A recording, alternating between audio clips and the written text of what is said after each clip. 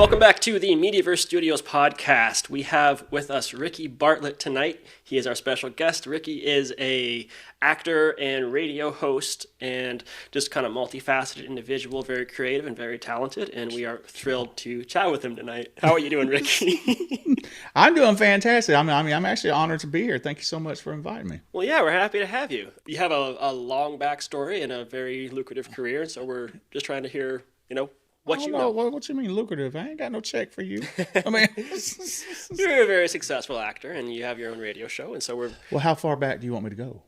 all the way to the beginning, my All friend. the We've got time. Well, I was birthed way back in I actually was I was born in Tanzania, East Africa, and you wanted me to go back. Let's go. Okay, he wanted me to go Here we back. So I was born in Tanzania, East Africa, and moved to Georgia, and here in the South. And when I was about between 5 and 7, they still a little bit of contention on which age it was, So raised in Columbus, Georgia, and moved to Iowa in 2005, and married, got a kid, and so I've been here since then. And What brought you to Iowa? my wife decided that she was, I guess she was just bored of not having career opportunities, whatever it is. She decided she wanted to go to college and become a chemist of all things. Oh, right. And so I can't speak to her no more because she speaks too intelligent. But we've known each other since junior high school. Oh, wow. And so been married a long time, too long. I ain't gonna tell you how long. But so we were in Vermont, and her professor wanted to move all the grants and everything to University of Iowa because that's where he's from, this area. Gotcha. And she was one of 5 out of 15 graduate students to go. Wow. I was so thankful. My goodness, I like Iowa. Iowa has phenomenal ethics, work ethics, just morals. I love it. I don't like y'all snow. That's got to go. But I like everything else. We do what we can with the snow. So how did you get into radio? Oh, I've been in radio for years. I actually started, it was weird. I was working in television in Columbus, Georgia. Okay. And right across the street was a radio station. And I knew they were hiring for sales. So I went in one day, I got hired for sales. 2 weeks later, they come to me and say, "Hey, Ricky, you scaring the people. So, you need to, we got a late night show from midnight to 6. You be interested?" And I said, "No, I'm not interested in being on the radio." And they were like, no, come on. So I tried, give it a try. Loved it. I had police officers throwing donuts at me at the windows at night, everything else. It was a blast. And so, and that started it. And that was in the mid 90s. Wow. So you just kind of kept that going. Yeah, I've been in radio and when I say television, behind the scenes. Okay. Technical, camera, this. Okay, so you were talking about the technical side being too. You know what this is. You know what to do. Well, I do, but the type of equipment that we're using is again that's back in the 90s and all that. Y'all's stuff is nice. Okay, nice. In fact, y'all need to pay me to be here with all this money that I'm seeing around. So we got to keep the address under lock just so people don't know where we are right now. I apologize. It's a piece of crap. Y'all got that from the dollar store. Yeah. And so how did you get started in, like, where did the kind of creative journey start? So how did you get into television, and kind of where did all this come from? I need a job. You need a job? No, wait a minute. Which television? Television news or acting? The television news. Like, okay. Let's start back there. I need that's a kind job. Of seems where it... I need a job. That was it. They were hiring. They said, "Hey, we'll hire anybody that moves and breathes." Okay. So all I had to do is stand behind the big, huge camera, move it around, focus it in, bam, bam, bam. There it is. All right. And loved that job, actually. Sure. Except for the standing and hearing everybody complain so much when they're not on camera. So You'd be surprised how unprofessional they are off camera. Oh yeah. They like to party. So anyway. It was very interesting. I really liked that job. It actually brought a lot of opportunities. Okay. And then of course when you say, "Hey, I work for, these major network news stations," then people's ears kind of perk up and. Well, yeah. I mean, you get a little cred. Oh hell yeah! You ended up in Iowa, and you're back on the radio. Back on the radio. And KMRY. So, when did you start acting? I knew you were going to ask me that question. All right, so I'm 2019. I'm sitting there. Okay. Now, I did theater a little bit and all this other stuff way, way, way in the past. You know, I was in Peter Pan, did this, but it's like hometown theater. Sure. Springer Opera House. Love that place. Now, 2019 hit, and I was sitting there going, you know what? I want to do more voiceover stuff. So I contact a list of agents in Chicago. And every one of them's like, no, we're not representing right now, or there's no opportunity. One agency actually said, well, we don't have any, but won't you come in for an interview anyway? Then they're a SAG franchise agency. So I knew they were up and up. So I go there and I had to prepare a monologue. And I prepared the end scene for Forrest Gump when he's standing there slobbering and snotting all over himself because Miss Jenny died. And so I did that. And I can fake a tear. Man, these eyes will blaze up with tears. And so I'm sitting there going, and I get them like so emotional. And they're crying, everything else. All of a sudden, it's man and wife who owns it. The Joanna stands up, goes behind the wall, comes back with a big envelope. She says, "Here, we're signing you." So September 9th, I remember it. I got signed to my agency in Chicago. The next day, I get an audition request from Chicago Fire and Chicago Med. No kidding. I go to both. I don't find out for a few days. Next thing I know, they said, "Hey, Chicago PD." No, it wasn't. It was Chicago Fire and Chicago PD. Okay. So Chicago PD says, "We want you," and it's for a security guard. Wow. No lines. I was cool with it. Yeah. I go to the I think it was on a Monday. The following Wednesday I went to fitting, and then the 19th. So within a 10-day span, I went from no agent, no nothing, to being on the network TV show, set of a major network TV show, which is one of the most popular episodes that there was for Chicago PD. Really? And they gave me lines. So that is what being a principal role that automatically made me eligible for SAG. Wow. And it was just a whirlwind thing. And I had never done television before, anything other than small little tiny things for local stuff, but never anything that big. Wow. Okay, so let's focus in real quick. So how did you manage to get lines for a character that didn't have any lines? They heard my big mouth talking.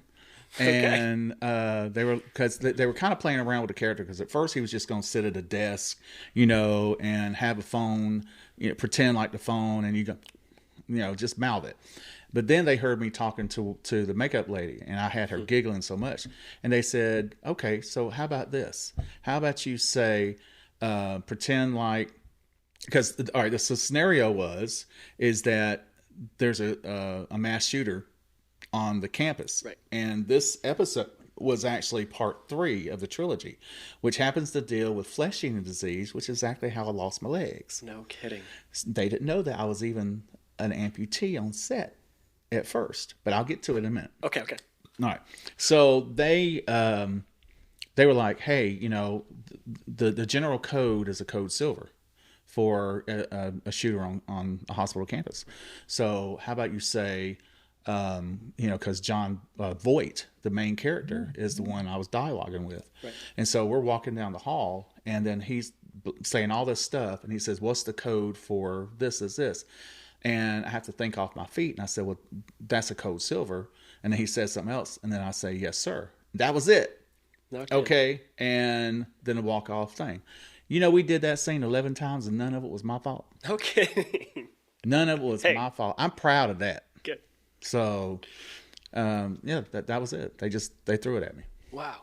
Okay, so what's the connection to the flesh-eating disease then? Well, so I was in season 7, episode 4, and Chicago PD, and it is a crossover. So it crossed over with Chicago Fire and Chicago Med. Sure. And so the very first, and it was in 3 parts. So they had the first part was Chicago Fire, I believe, then Chicago Med, then Chicago PD. But Chicago PD was on the set of Chicago Med. Sure.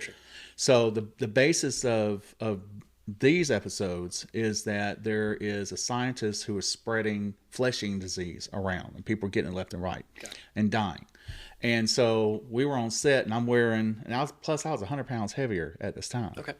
And so we are on set. I'm in my security guard outfit and long pants, so you can't see the prosthetic leg. And at the time, I only had one prosthetic leg. Okay. I just lost this one in 22. Gotcha. So I'm standing there, and my leg was hurting, and I pulled the pants leg off, and I took that leg off and started rubbing it while I was standing there. Right. Everybody, even the guy who plays Voight, everybody, what's his name, Behe, everybody just stopped what they're doing, and they were like, "Get him a chair. You need something to drink? You want some chicken? You this want guy something?" just pulled his leg off. I mean, you okay? I said, "Yeah. Can we just do this? We already did it 11 damn times. Do you mind?" So that was a connection to the whole flesh-eating disease. Right. And then when they realized you lost your leg to flesh-eating disease, you could have actually been one of the ones who maybe contracted and died. We should have done something with your leg. Right. And I said, well, you ain't asked nobody. So that was it. Did the casting agency know that you were an amputee beforehand? When I walked in, because first of all, I never thought I was going to get this role, because when I walked into Claire Simon Casting, which is who does all of their cast for Chicago series, I walked in, it was packed full of dudes who were in, Buff and this or somebody else. And I was thinking, I'm never going to get this, but I'm going to try it anyway. I walked in, and my pants leg happened to be up a little bit, so you could see the metal of my prosthetic leg. And I asked her, she said, well, go ahead and start. I said, can you hold on a minute? And I pulled my leg down because I didn't want that to be an influencer. And then she just asked me to speak and everything else. But then she's like, okay, this still may only be a role where you don't talk. And I said, okay. And so she just said, well, can you just pretend, act emotion? I did all that. Right. And the next thing I know, I'm told I got it the next day. Wow. Or no, I'm sorry. Not next day. A few days later, I got it because I was anticipating and figured if I didn't hear by the end of the day, I didn't get anything. Right. Well, that was a lie. A couple days later, you get the phone call. A couple days later, my IMDb, man, it looked good for that time period, man. All right. Can we talk about your legs for a minute? Please, yeah. All right. So I guess, what's the story behind the amputations? Okay, so I don't know if the camera can see my legs or not, but because I don't know how far it goes. My left leg, so what happened is 2010, I went on a GIS expedition trip to Wyoming and South Dakota. Okay. And it was through Kirkwood Community College. And we went and everything else. And I decided to wear these hiking sandals, right? I didn't want to wear full-on hiking boots and all that. So I was wearing hiking sandals. I thought they were cool. Next thing I know, I get a blister. Now, I got the sugars, and that's the diabetes for those who don't know. And so I got the sugars, and I got a blister, washed it off, everything fine, alcoholed it, did what I need to do. Well, then we were in the Badlands, and it had just rained. I stepped in the mud by accident. And the washed that off too. Everything was fine. All right. Fast forward to 2013. Now, 3 years later, I started developing these bad sores. You're kidding. And then by 2014, I had dropped to I can't really, with my body type, I really can't shouldn't be below 200. Right. Because I'm 6'4" and just big and beautiful. Yeah. Okay. Look at you. So I think I dropped below that. I was a bone.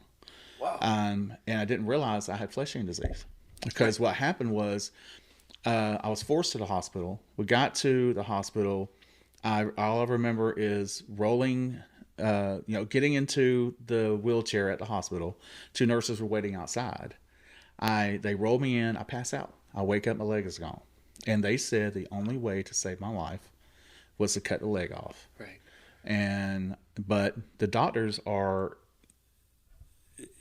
they're amazed, because they said that normally when you get flesh-eating disease, you lose a body part like within a month if you don't take care of it. It's been 3 years. My body fought it off for 3 years. Holy smokes. And when I say, I'll go ahead and tell you this. If you ever do a zombie movie and you need some real life advice on that, My leg looked like a zombie. I mean, the flesh was falling off. Really? I'm gonna tell you something. Nah, I don't talk about it a lot. I don't tell people that because I feel stupid doing it. And Jennifer, she hits me beside the head every time I tell her. Well, she's not here, so let's have She not. That's right. She might watch it though. So Jennifer, don't say nothing. There you go. Anyway, so I all of a sudden started getting this caveman mentality before I lost the leg. All right, I'm looking at it, I'm taking care of it myself. I can do this by myself. I got it. Flesh falling off. Every time I was wrapping it, every time I took it off, a blood vessel would spew. I'd take care of it. Well, one day my middle toe started getting a little on the darker side, and I figured, okay, my shoe's too tight. Okay. That wasn't what it was. So I'm, taking care of it. Then one day I take the bandage off. The middle toe came off with it. Oh. And so I'm looking at this toe, and I'm like, okay, what would our caveman ancestors do? Would they cry about it and go run to the witch doctor? Or would they just, take care of it and move on because you got a saber-toothed tiger chasing you? So I wrapped it up in toilet paper, flushed it down the toilet, and then wrapped my foot back up. And I was like this. All right, that's how my foot looked. And wrapped it back up, walked back into the dining room, didn't tell nobody, and sat down and ate dinner. And that was it. And still in my brain, I'm still thinking, I got this. I can handle this. Right. And then October of 2014, I started getting sicker and sicker. Sure. So I was bedridden and I was losing the weight. And then December 6, 2014 is when I lost the leg to save my life because they said it was spreading. Right. So that's how I lost the left one. Whew. Now the right one, if you're interested. I am. So this was 5 years later? Or you said 22, so like... Right, from 2014 to 22. 8 years later. Right. So they come to me in February and said because I had lost my big toe on my right to bone disease that was associated with the issues of the fleshing disease from the left leg. Okay. And so they said, well, everything is compacted to the big toe. All right, fine. Take it. We took it. Bam. I was able to walk just fine. You never know. Sure. But then February came of 2022, and they said, no, it's advanced. So how about we cut just half your foot off? And I said, I'm not walking around like no goat. You must be crazy. So I said, what I want you to do is take it up to the same spot so I feel even. Right. Because my OCD was kicking in. So take it up to there because all that bone was so beautiful and clean. Just take it, and I don't have to worry about it no more. Yeah. So I scheduled it, and it was on Friday the 13th. Okay. May of 2022. And I watched Jason doing all his knife work to make sure that it was going to be done right. So I did a binge watch of that show. Did you call Kane Hodder and just, hey, they getting this right or what? It needed to be done. Okay. So wake up the next morning, no regrets. And wow. I've been walking ever since. If I have long pants on, you would never know that I'm an amputee because I have chosen to walk with a normal gait. And so you see, you chose. Is that a choice that people make to walk a certain way? Therapy is terrible. Okay. When you go into trying to learn how to walk, you're scared. You don't trust the prosthetic or you don't trust the people that's helping you out. Right. And so when you start to try to walk, then the fear can grip some people. Mm-hmm. I didn't care. I was like, I'm not going to walk, and waddle and everything else looking like some penguin. You crazy. So I decided to put my best foot forward, and I was going to walk normally like everybody else. Right. And so I put in the hours. I put in the pain. It was painful. Yeah. Because, you're basically putting your weight on your knees with these because the actual residual leg kind of hangs in there a little bit. Okay. But it still might hit. And you got the sutures. Yeah. They were there. So it's not comfortable. So anyway. So you still have the knee joint. Oh yeah, correct? Yeah, because it goes. Got it. Okay. Gotcha. Yeah, it goes. For those that can't see, it's just below the knee joint. Okay, there we are. And these are special. These are microprocessor legs. Microprocessor. What is that? This actually takes it off. So. Holy smokes. Right here that's amazing. is a microprocessor. Yep. So if I beat the mess out of. So what this does is it helps boost me up a hill or slows me down a hill, and it helps me to stand up straight. Really? And so both legs are this way. And I had to fight for these because insurance said they weren't medically necessary. Oh yeah, right. But, they so it's meant buying it man. Buying it man. But hold on. I feel naked without it, so wait a minute. Do what you gotta do. And then it pops in like that. Holy cow. Yeah, it's pretty cool. That's really cool. Very, very. I love it. Yeah, that's really neat. So it's my Maserati. We good. Oh hell yeah. So what has your experience been like as a creative professional, I guess, with the kind of the disability community kind of behind you? It's that has been surprisingly phenomenal. In radio, I get a lot of people with disabilities who contact me and say, Ricky, thank you so much for being positive. Because I always try to put on a positive face because, it's no one wants to hear about your problems. No one wants to hear you moan and groan about, oh, my leg hurt and, my back be hurting and stuff like that. Nobody wants to hear that. So I put on this face of nothing but positivity. And I tell listeners, stop doubting yourself. Stop being depressed about things. Look in the mirror and talk to your best friend. That person is your best friend. And would you have your best friend being spoken to like that or talked to like that? And one moment that even when I talk about it chokes me up, I had a listener come in and this man stood there and told me that if it wasn't for me talking, he would have committed suicide in his garage. And he said that he was out there thinking about it and was just about to do something. He didn't tell me what. And he turned the radio on and he heard me talking, and it happened to be something positive. And he said he stopped and he didn't do it. Do you know what kind of responsibility now you feel like you just did? Yeah. And so it moves you to a point where you realize that maybe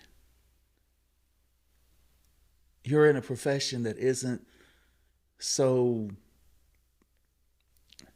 empty.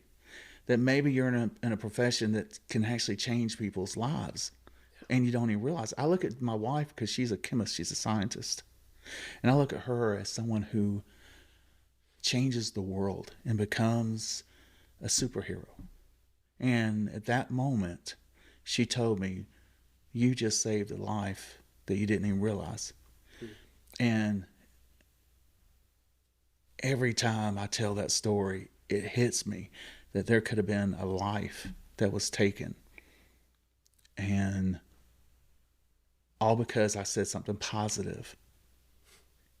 He didn't do it. Wow. And that man stood in my studio crying about it. And that still touches my big old chunky self every day. So when you ask questions like that, yes, there's heart in there. That's amazing. Holy cow. Wow. It gets to you. It gets to you. And there is that burden of pressure, though, that who else is out there feeling the same thing? Right. And it's not your job to be that for everyone, but I get the sense of responsibility to try, to keep creating things and to keep putting your art and your passion out there because it does have that effect. An effect I didn't realize it had until that moment. Yeah. So in terms of representation of the disability community, what have you seen in terms of is the community being represented the way that they want to in kind of like pop culture, media, films, TV? Hollywood is starting to pay attention, but I have noticed that with I have 3 different agents. I have an agent here in Iowa, agent in Chicago, and an agent for New York and LA. Okay.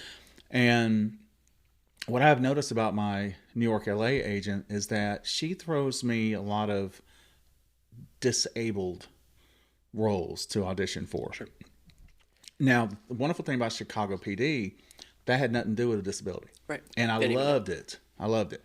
But I have noticed that there's some films that really anger me and irritate me because they want that big name in it, like Skyscraper with Dwayne Johnson, The Rock. He played an amputee. He's not an amputee. Right. That should have went to an actual amputee. There's another film that's out that I can't remember the name of it that did the same thing. Mm-hmm. And it was creating the one about the AI. The creator. Right. So there's a creator that had a lot of people with artificial limbs and all that. Right. But the main characters, they were not amputees, but they did as amputees. Gotcha. Will Smith was also I know what you're in iRobot. Yep. And that angers me because you have wonderful disabled actors out there that can do the job, but because they want the big name attached to it, then they'll forego the disability and CGI everything in. And so I don't like that. Okay. But I have noticed that like for example, I was telling you earlier, I just got an audition request for Law and Order, mm-hmm. and it specifically wants someone who is disabled, wheelchair user, amputee for the role. So that is great. That's a major network show, and it's seeing that disabled people have a value. That we're not just on the sidelines. We could be some type of major character. Mm-hmm. And in fact, I just got word right before we started that because it's a reoccurring role, which I didn't know. Oh, cool! Would I be okay with that and still auditioning for it? Because the auditions due Monday. Wow! But they start filming on 7th. Cool. So, but the point is though is that it does let me know that Hollywood is listening. Yep. The industry is paying attention. And there are other shows out there that have disabled people in wheelchairs or cognitive disabilities that are making that type of round. So it's a good thing. It's positive. Yeah, good. Are there roles that you would turn down? Say if they were a disabled role that kind of, if they take it too far, it's not used in the right way, and what would that way be? I don't like racist roles. I don't know if I could really do that, especially being a Southerner. Sure. You hear the accent, it's automatically assumed, oh, we could be great as this. But if it's a racist tone, mm-hmm. I really don't want to do that, especially when it comes to being disabled.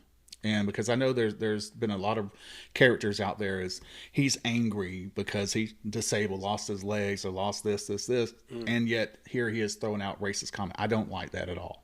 Okay. I think there's no need for it, but at the same time, it's the real world. It's true. There are really people out there who feel that way, and so I'm on the fence with that. Yeah. Is it a personal preference, or do you feel that's a misrepresentation of the community? To have them both. Okay. I feel it's both because there are people out there who are like that. Now, if we dive into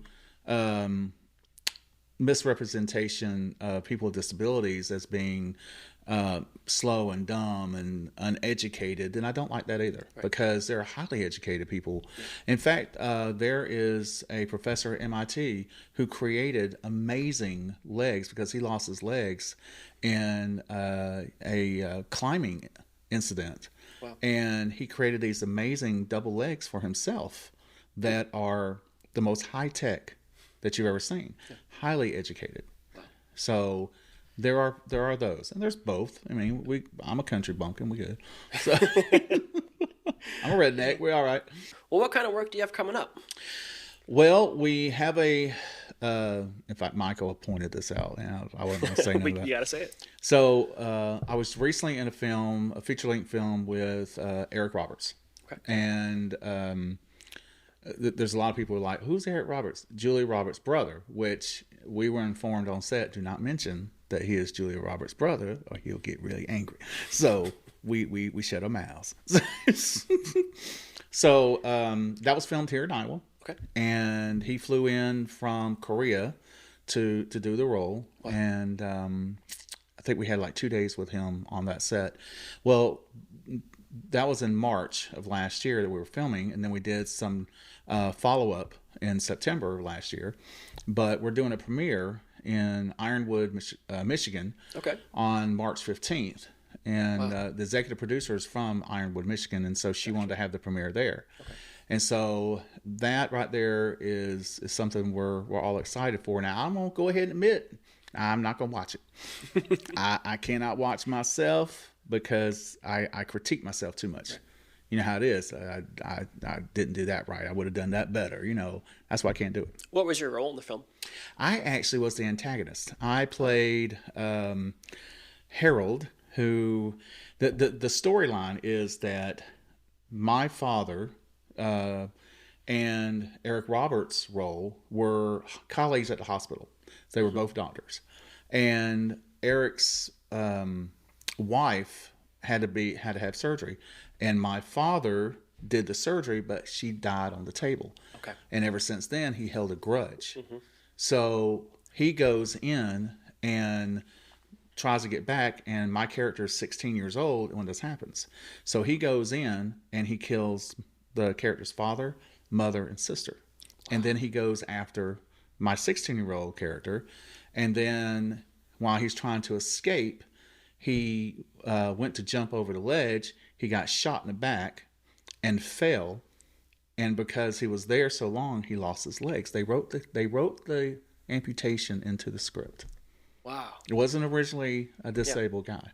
So then my character comes back for revenge. So the question is, who is really the bad guy here? Right. It's revenge versus revenge here. Exactly. So our characters are battling each other. Mm-hmm. And that's the role. I'm not going to give away nothing more. But what was the title of it again? Intent Unknown. Intent Unknown. All right. But it was a joy to work with Eric.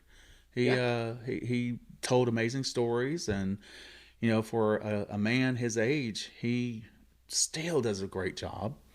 And he's actually up for Guinness Book of World Records for the most films. There's only one person in Bollywood who has more than him. Are you kidding me? He has over almost 800 films. Whoa. The man in Bollywood has 1,200, I think. Holy smokes. That's a lot of work. That's a lot. Holy cow, I can barely get my head around one film per year. Let me tell you something. I'll say this while I say he's such a trooper and a professional, because this man had just got off the plane, had maybe 4 hours of sleep from when he got off the plane from Korea, and came on set and was still in a good mood. Wow. And did his job. Yeah. And so I respect that. But the stories he told are phenomenal. Cool. So what is your approach to acting or unpacking a character once you get the script? You know, say it's for Intent Unknown. How did you approach that role? Well, number one, I had 355 paragraphs to learn. And wow. Yes. And the way I like the Meisner technique, because I like to look at the character, but I also like to read everybody else's so I can say, okay, I'm having that conversation with you. I'm hearing your words. Mm-hmm. Let me react to the way your words are instead of the way that it's written. Mm-hmm. And thankfully, the director was, which is Terrence Gordon, and thankfully Terrence said, "Hey, if you need to ad-lib, go with it to fill the character." So that's a lot what we did. I like that. That's why I love the Meisner technique, because that's exactly how it works. Mm-hmm. But Terrence also did an amazing documentary about Versace, and actually got to follow him around, and did a whole bunch of different things with that. And so that's a great film. So I saw his work, but here's the funny thing about that role: I didn't audition. Really? Iowa Produce Iowa. I had my profile on there, and they were thumbing through actors, and they said I look crazy. You look crazy. I look crazy. They said my eyes look crazy. Okay, I see it a little bit. Your mom. So the thing is that they called me up. I was actually at work at the studio, and they called me up and they said, "Hey, Ricky, my name is such and such. We're filming a movie here, feature length. We would like to talk to you about a role. And I later, at first I thought it's because I had I was an amputee. But they wrote that in later. And I got to keep my Southern accent. I had to pretend or anything. Yeah. And they said it made me sound crazy. But they later told me the reason why they wanted me is because I looked crazy. So I feel it. Yeah. All right, I feel it. No shade to Produce Iowa, but that is the first time I've ever heard of them actually assigning work to somebody. Really? Yeah. That's probably, I don't know too much. I mean, I did contact Liz and I said, hey, I want to thank you for this because I have this incredible opportunity to work with an Academy Award and Golden Globe actor because of my profile on Produce Iowa. But I've heard different opinions. And there's a lot of opinions out there. I wonder if maybe the problem that they're having is people just aren't adopting it enough. Like maybe everyone needs to go and make their profile or like get involved with that directory, or maybe the work's not coming. Like maybe that was one film in several years that actually came here that they could assign work to. I'm not sure what it is, but I just don't see that happening often. And I'll be honest with you, I don't know anyone else who has told me the same thing. I mean, when I tell that story, I act surprised. And I understand that SAG work doesn't come here a lot because of the issues in the past with the Film Commission. I mean, I completely understand that. But there is so much talent here that, I mean, you see it every day. Michael sees it every day. That it blows my mind. And then we have already famous celebrities that come from here. Yeah. That SAG needs to take a different look and say, hey, maybe. So I think what starts that is independent films getting the signatory acceptance from SAG so that, you can bring in more SAG talent and things like that, but also understand that you have to pay SAG wages. Yeah. And sometimes independent films can't do that. Right. And funding is a big hurdle for a lot of us right now. How would one become a SAG signatory? So say we have our feature film coming up, or Minard has his film coming up.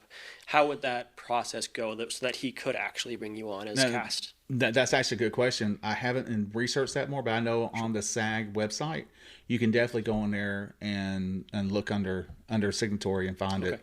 And it lays out, I did see it a couple of times, it will lay out the information that you have to do and all that. I think it's an advantage to have if you have the budget. If the budget's not there, then it could hurt you.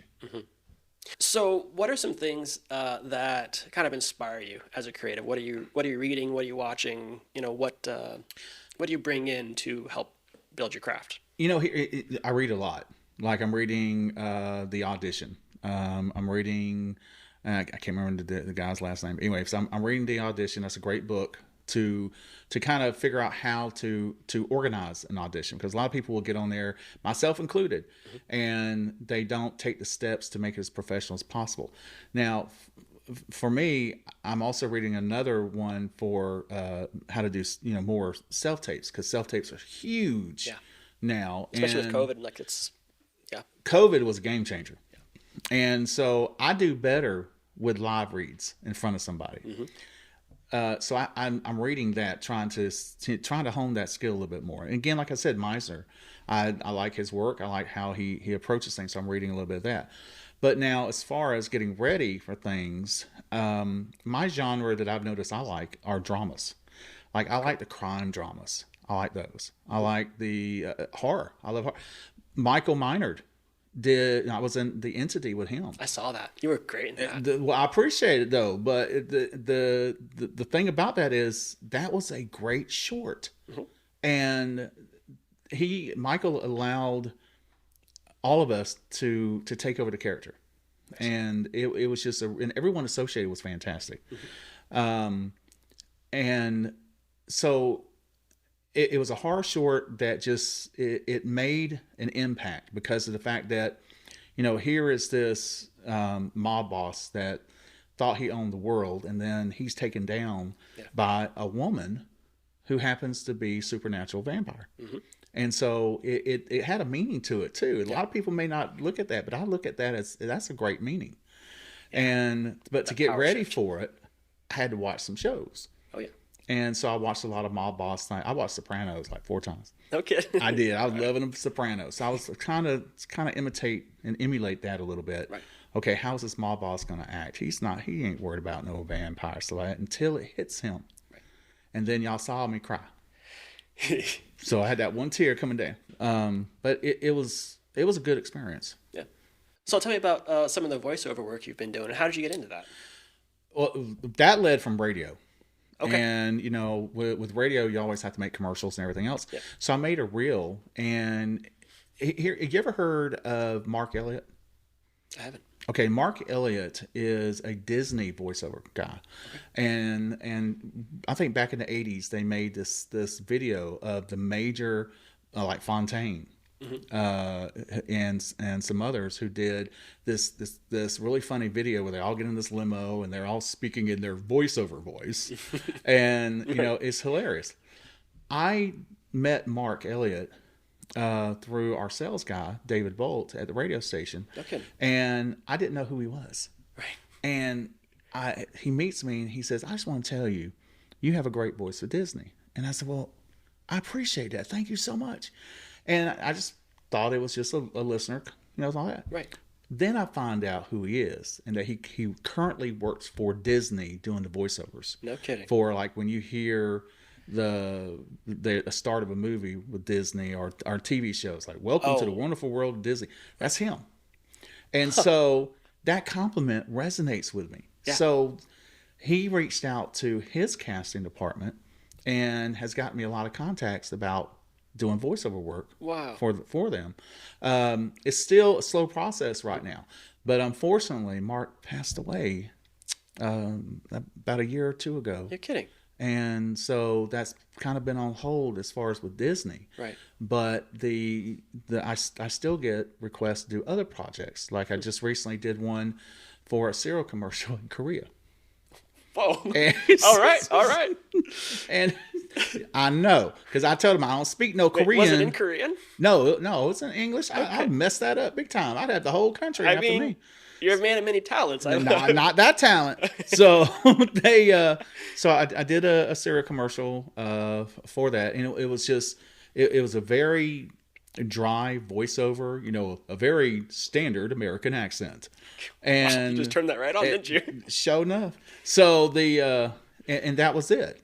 Why don't you enjoy a good crisp, cereal thing?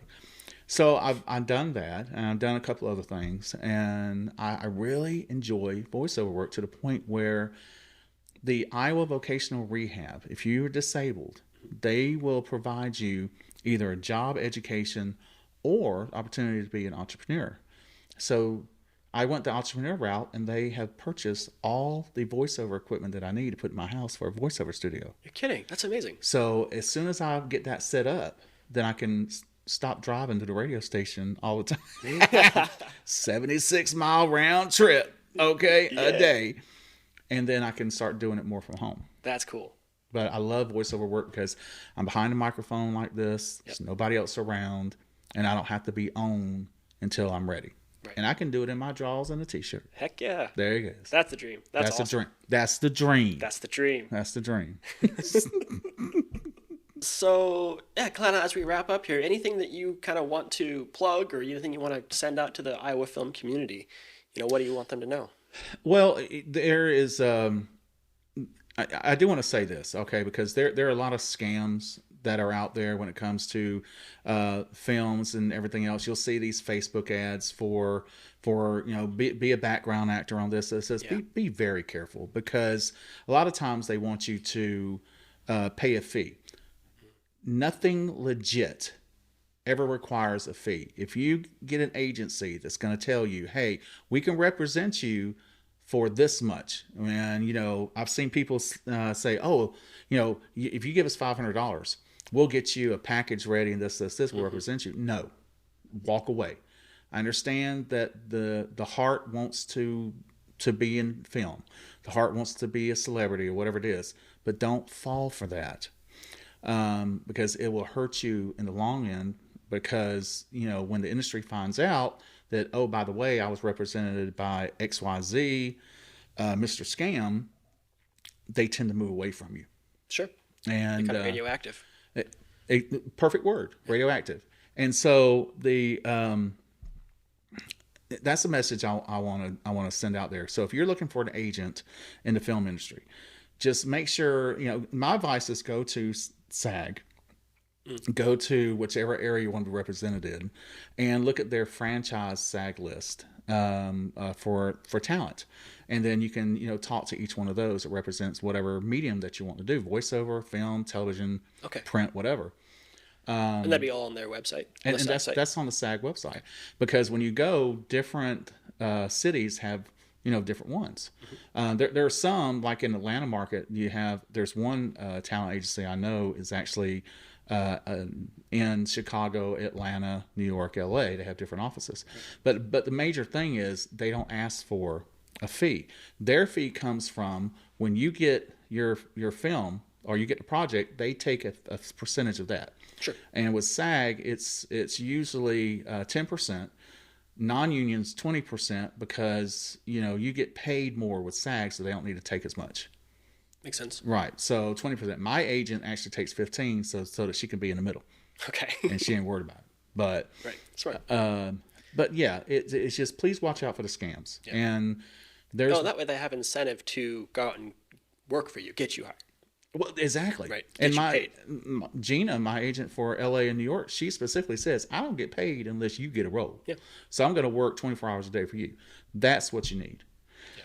And there is a scam. In fact, Produce Iowa mentioned this as well. But there is a scam where you get an email that says, hey, we're looking for crew. We're looking for makeup artists and all that. And we'll pay you this much. Send us your resume. If they're working too hard to get your attention, it's not doing it. Okay. In fact, I'm getting texts right now from this company who keeps telling me, hey, we can do a virtual meeting right now to get you in for this, and they're sending it every day. They're working too hard. Right. With all the talent that's on this planet, they shouldn't be working that hard. Gotcha. to get your attention. So you're a mark. You're not a prospect to them. You're once again, look at you. I got some words. He's educated. So that message, and also love what you do. If you don't love it, please leave. Right. Love what you do. If you don't find joy in film or entertainment, creative as you put it, it's not your calling. But if you do enjoy it, and if you wake up in the morning with a smile on your face saying, I get to come to Mediaverse every day, then you know you're in the right place with your life. And that's it. That's it. That's what we got. Thank you so much, Ricky. Are you kidding me? I enjoyed this. All right. I got to take my leg off and be comfortable for a minute. Yeah, we good. Thank you. All right, that's it, everyone. Thank you so much for watching, and we will see you in the next episode. Bye for now. Bye.